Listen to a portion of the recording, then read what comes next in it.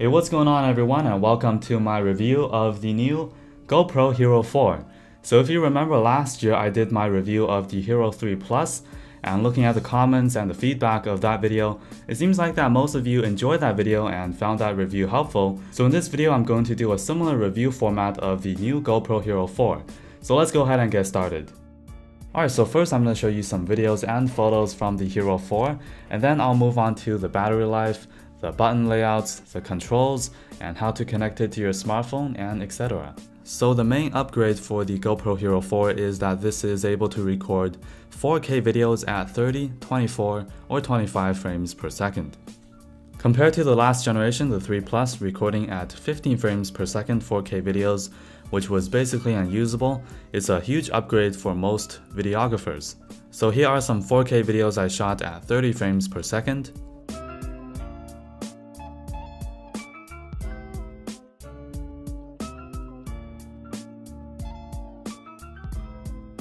You can also enable Super View mode for different resolutions. You can do this with 4K videos. Basically with Super View, it's going to give you an even wider angle, so you can get more subject in your shot. So here are a few differences between the normal wide angle view and the Super View mode. And also you can record 2.7K videos at 24, 25, 30, 48, or 50 frames per second. In my opinion, this is the best resolution to record at because it's still a really high resolution video and you can shoot at a high frame rate, because I still have the option to slow it down and create a more stabilized shot. You can also enable the Super View mode with 2.7K. You can also shoot 1440p videos at 24, 25, 30, 48, 50, 60, and 80 frames per second. So with 1080p HD, you can record in 24, 25, 30, 48, 50, 60, 90, and 120 frames per second. And the main attraction for me is the 120 frames per second slow motion 1080p HD video recording. So here are some 1080p HD videos I shot at 30 frames per second and some slow motion videos at 120 frames per second.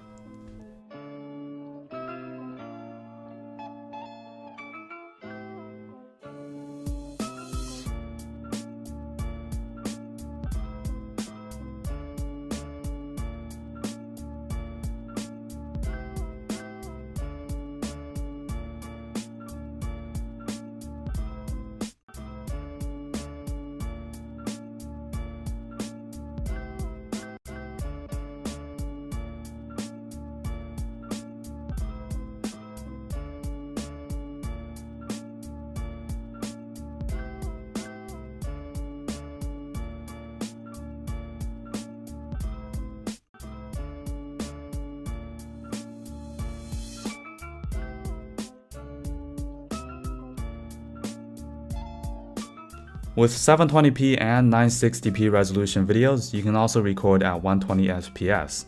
Unfortunately, you cannot record 240 frames per second. I know that's a feature that most people, including me, was waiting for, but it's not in the GoPro Hero 4. But if you want to record 240 frames per second, you can switch to WVGA, which you can record ultra slow motion videos, or if you want to record videos for a long time, but you want to keep the file size small, you can record at WVGA.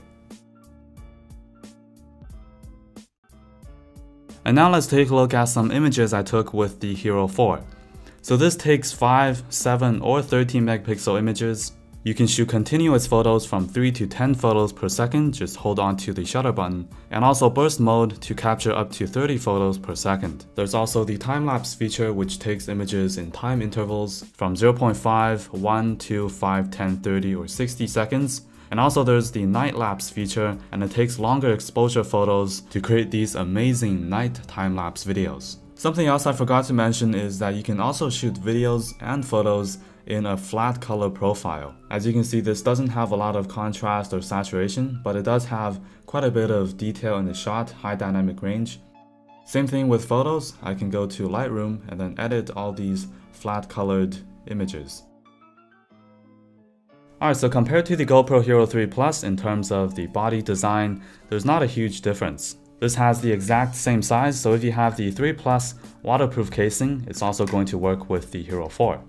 The case is pretty much the same. Of course, you can record videos underwater up to 40 meters or 130 feet. And the case is not too bulky, so still gives the GoPro a slim design.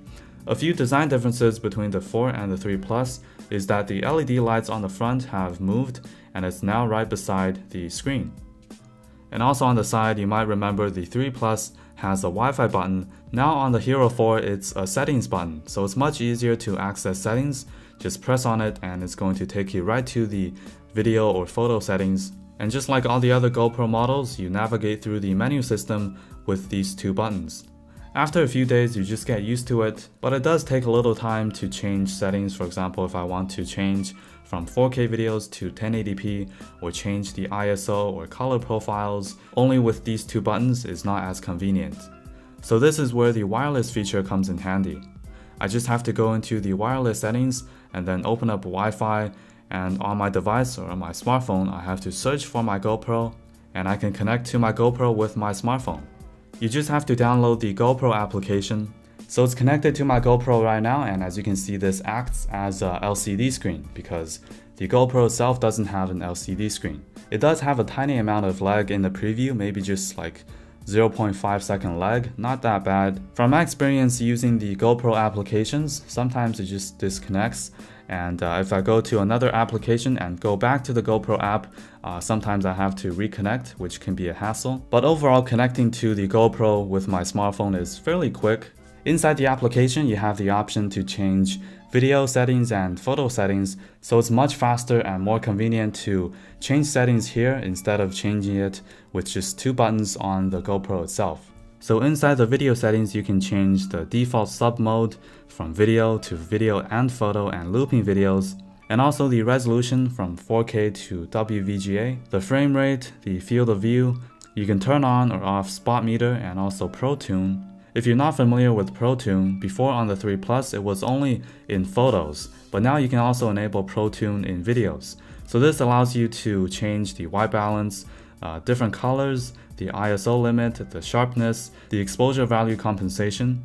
In the video settings, you can change from single to continuous to night mode, and also change the megapixel count, spot meter, and also Pro Tune, so you can also change the white balance, color, ISO, sharpness, exposure value compensation. Down here you get more settings for multi-shot and more settings for your device itself. You can also delete last file or all files from SD card. You can also locate your camera. If you enable it, your camera will make a beep sound. You can also connect your Wi-Fi remote, and at the bottom this also shows the battery level and also the SD card capacity. So inside the application you can also look at the preview of your images and videos. Of course, this is just a preview, so it's not going to show in full resolution. And using your application, of course, you can also record videos or take pictures. The format of the video will be H.264, and on the Hero 4 the bitrate is going to be 60 megabits per second. For the Silver Edition and the Black Edition 3 Plus, which records 45 megabits per second, the Hero 4 Black Edition is a nice upgrade, so you get more detail and higher quality in your videos. Now moving on to the battery life, this has a 1160 mAh battery. So here's the battery life chart from the GoPro website. You can see that with Wi-Fi off, you can record just over 1 hour of 4K footage. So the battery life in my opinion is not the best. From my experience after recording a few 4K videos and 2.7K, and then changing a few settings and connecting to my smartphone, doing a few other stuff, the battery drained pretty fast. So because of the mediocre battery, I do highly recommend getting a few extra batteries. So if one battery runs out, you can simply replace it. The GoPro Hero 4 requires a Class 10 micro SD card, and this only supports up to 64 GB of storage. Considering if you shoot a lot of 4K videos, it takes quite a bit of space. So I'm not sure if 64 GB is going to be enough for all the 4K video shooters out there. With the auto low light feature, this automatically adjusts frame rate for optical low light performances, so it's going to perform quite well in low light situations. And last but not least, let's test out the microphone. Alright, so I'm currently editing this GoPro Hero 4 review video right now, and this is a microphone test of the Hero 4. And as you can see, I'm hardworking editing this video right now. It's gonna be a long video, I'd say over 10 minutes. So yeah, this is the microphone test. Alright, so this concludes my review of the GoPro Hero 4. If you want to check out my review of the 3 Plus, I'll leave it in the video description, so check it out. So give this video a thumbs up if you enjoyed it or found it useful, and leave a comment down below on what you think of the GoPro Hero 4. Are you gonna get it? And also share this video on your social networks with your friend if they also want to check out the Hero 4. Thank you very much for watching this video. Don't forget to subscribe for more videos. I actually also have the GoPro Hero. This is the entry-level GoPro that just came out, so I'm also going to do a review of this camera very soon, so stay tuned by subscribing to my channel. Thank you very much for watching. Don't forget to follow me on my social networks, Instagram, Google+, Twitter. Links will be in the video description. I'll see you guys in my next video. Have a great day.